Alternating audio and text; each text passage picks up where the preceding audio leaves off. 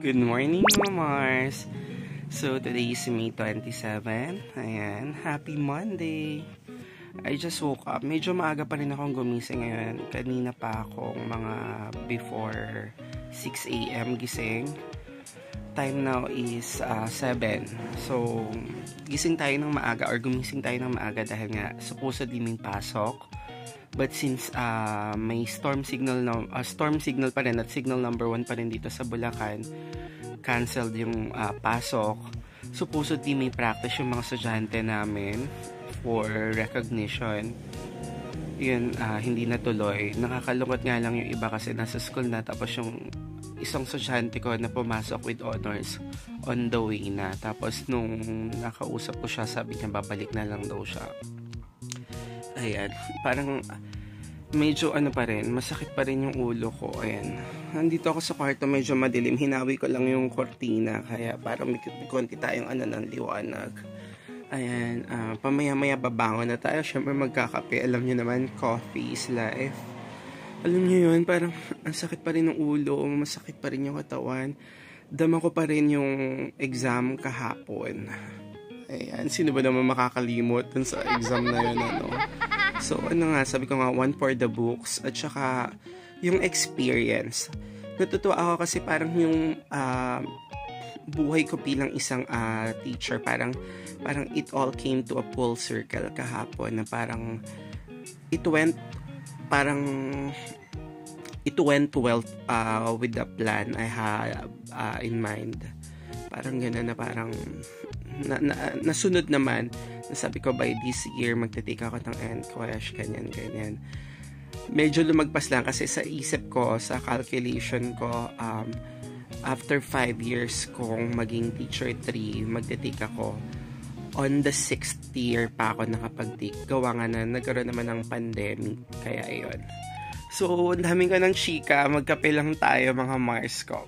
Later na lang. Mars, nagkakape na kami ni Mother Dear. Ito yung natira kong tinapay kahapon, yung baon ko sa exam, sa NCLEX. Hi, Mother Dear. Yan, si Luis nag-breakfast. Mother, ayan, pandesal yung kay Mother. Ayan. So, kape-kape muna, mga Mars ko. Kape, ayan. Ito na, to? High fiber, ba yan? Hindi ko na ma-pronounce. Ano to siya? High fiber. Hindi ko ma-pronounce yung high fiber. Ayun. High fiber wheat raisin. Magpandesal ka na lang kasi. Narinig niyo ba yun, mga Mars? Mother talaga, #1 basher. Bakit ba kasi nag-exam lang tayo, hindi ko na makaya-kaya ang mga pronunciation ng mga salita. Ayan, talagang medyo under the weather pa rin tayo, mga Mars ko.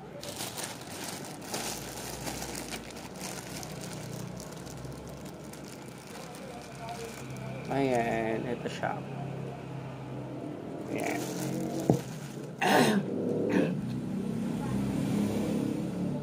Later.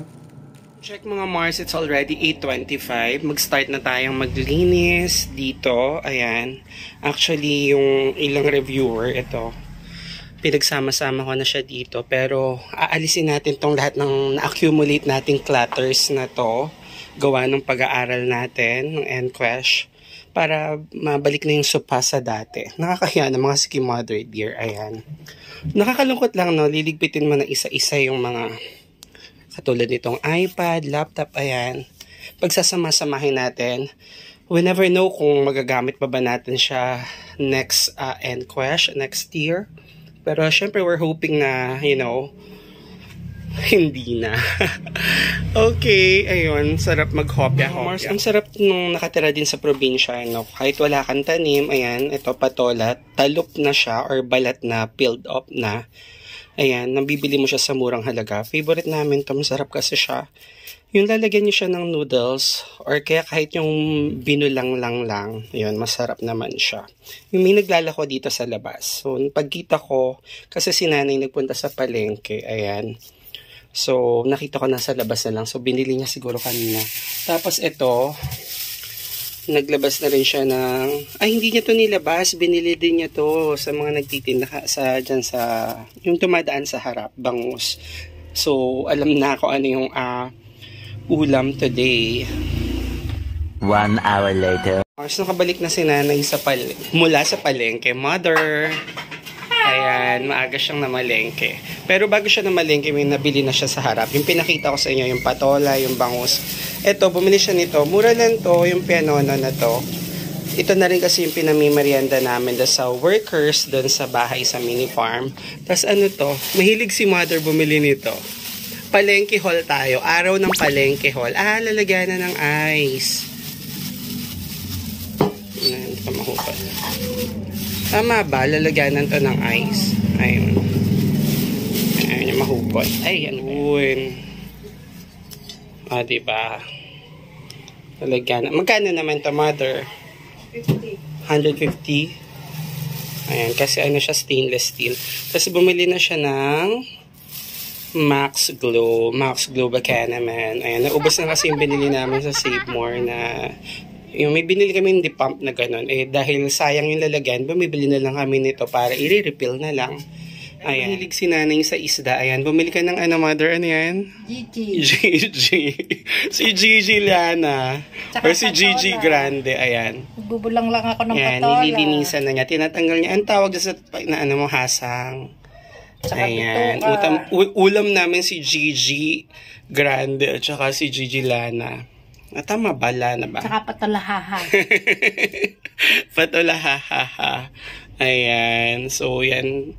Later na lang mga Mars ko. So, mga Mars, magsasalin tayo nung binili ni nanay. Para maging makabuluhan naman ang ating araw. Para, you know, malimutan ang hirap ng EnQuest. Maka-move on. Sabi namin lahat kahapon, mag-move on na kami lahat today. Kakalimutan na ang hirap. Pero syempre hindi naman. Masaya pa rin kasi hindi naman lahat na experience yun. Kasi nga may qualifying, kumbaga may qualifying round. Hindi lahat ng gustong mag-exam ay nakakapag-exam. So, masaya ka pa rin na parang, sabi ko nga diba kanina, nung sinimulan ko tong vlog na, happy pa rin ako na, you know, na parang sabi ko nga, yung journey ko as a teacher, it all came into a full circle. Nag-full circle na siya kahapon kasi nga, kahit ano man maging results, kumbaga happy ako dahil yung pinlano ko sa isip ko nangyari. Sabi ko, di ba nga, after 5 years, mag-exam ako para sa yung principalship exam. Di nga lang nangyari ng exact ika 5 years natin. Pero nangyari siya ika 6 going 7. Kasi nga nagkaroon ng pandemic. Diba? So yun. Nakaka-proud. Parang sabi nga, may learnings ka rin namang makukuha. Kasi nga syempre, diba, mas tatatag ka, mas titiba yung loob mo. Yun. Tsaka mas ano ka, yung mas magiging maiisip na kailangan lahat ng bagay, pinaghahandaan talaga ng maigi, maayos, ng mabuti, para, you know, para ma-achieve lahat ng mga anik-anik natin sa buhay, mga Mars. Mars, on the other side, ito naman, favorite ko itong niluluto ni nanay na to. Ano, adobong Gigi Mother, no? Ayan, na maraming white onions. Ayan, ako, madami na naman ako makakain nito mga Mars. Sabi ko, start na ng diet, diba? Kasabay ng pag-move on sa EnQuest 2024. Ayan, ang sarap niyan. Alam nyo ba, favorite na ano ni Mother yan? Gano'n nakatagal sa atin yung ano na yan? Ang tawag dyan? Kawali, ha? Napulot ko lang, tinapon ni May. Okay. So, yun. Parang yung kinakapatid ko, magpapalit siya ng ganyan. Hindi, may UP. May UP. Tapos, papalitan na niya. Nakaliyad yung puwet. Inano na niya. I-dispose na niya. So, nang hinayang si nanay. Nilubog ko lang. So, yun. Talaga si nanay napaka-practical. Shoutout sa kinakapatid ko, kay Asunta de Rossi ng Anyatam. Ayan. Gamit pa rin namin yung ano, yung kawali ba yan? Ayan. So, yan. Practical lang sa buhay na para tipid-tipid. Mother, ano yung ingredients niyan? Suka, paminta, toyo, bawang, betchin. Ha? Suka, toyo, bawang, sibuyas. Betching. Betching. Tapos paghahalu-haluin lang. Yes. Ayan. Tapos antay mo lang mag-simmer or papakuluin. Oh, tapos Ang sarap niyan, promise mga Mars. Gusto ko niyan yung maliliit. Ayan. So, ulitin natin. Suka, toyo, betchin, at bawang, paminta. Tsaka, syempre, yung Gigi. Si Gigi Grande. Time check, it's already 8:55 mga Mars. Dahil we're planning to have our brunch. Ayan, nagsaing na ako. Tapos, sinalang na nga ni nanay itong adobong Gigi. Ayan.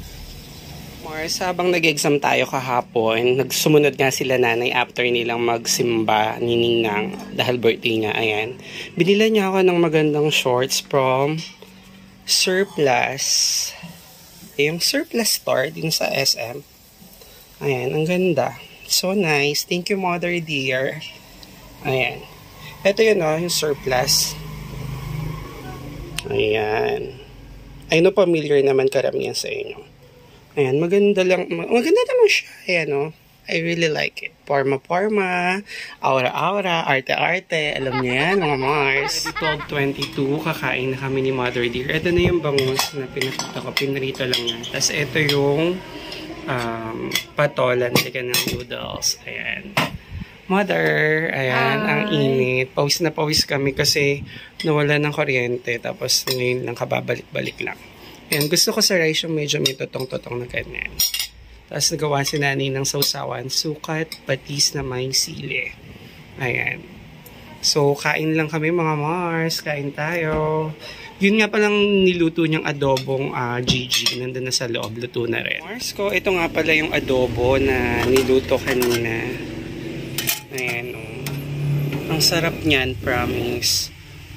Ayan. Bukas pa namin ito uulamin kasi nga 'di ba, ang inulam namin kanina ay yung patola na may noodles at saka pritong bangus. Ang sarap niyan, promise. I-try niyo sa bahay. Simple lang naman kung paano gawin. Tsaka yung ingredients, mura lang naman. Sobrang lakas ng ulan mga Mars. Naririnig nyo ba? Ayan Nandito pa rin kami sa dirty kitchen ni Mother.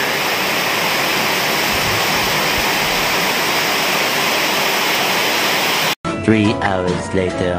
Hello! Ayan, lumabas kami ni nanay kasi she found out na wala na palang dog food itong aming prinsipe, si Shadow.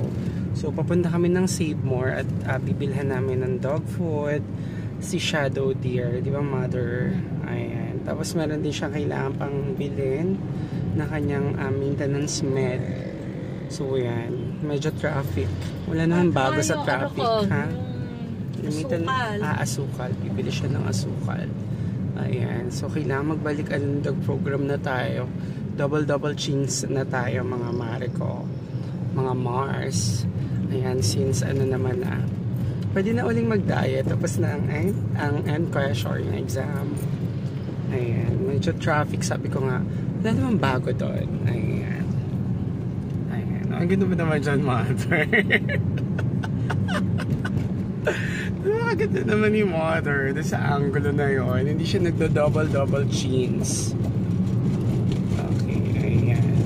So, Seymour lang naman kami. Dito lang yung sa bayan ng San Ildefonso.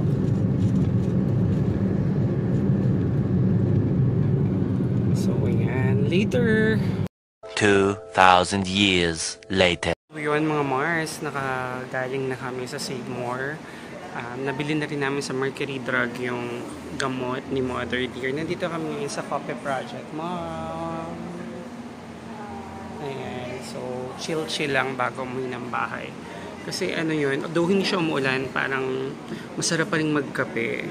Malamig sa labas. Ayan. Cappuccino yung iniinom namin ni Mother Dear.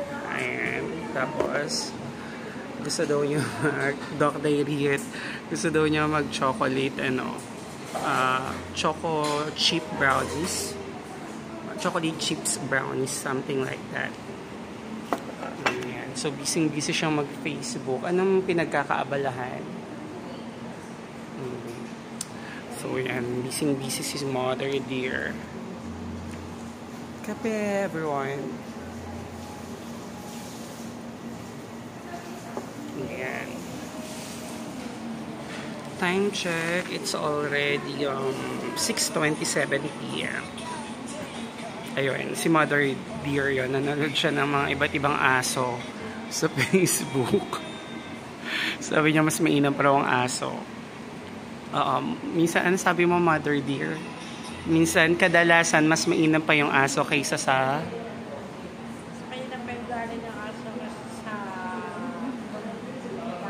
sa ibang tao. Totoo naman. Kasi di ba ang daming video sa Facebook na ano yun, yung mga aso na parang may mga isip sila na talagang, alam mo yun, makukuha talaga nila yung attention mo. So, siguro doon ang gagaling si Mother. Ha? Ano kung ano man? Gawa pa sila ng mali. Alam mo naman sila aso. Okay, so ang point niya, kaya niya nasabi doon na mas mainam pa yung mga aso sa ibang tao kasi nga, kumbaga mabibigyan mo pa ng justification na kung gumawa man sila ng something na, you know, hindi tama. Kasi aso sila, hindi sila tao. Diba, highest form of animal, mga tao. Kasi nga, yung isip. So, doon siya nanggagaling, mga Mars. Ang lalim ni Mars. Magkape ka, Mother Dear. Namawala na yung pagka-bad trip mo sa ibang tao. Meron siyang pinagdadaanan. Wala naman. Nasasabi lang ngayon. Ayan. So, later na lang. A few moments later. Bahay na mga Mars. So, yun na. Till the next vlog. Mwah.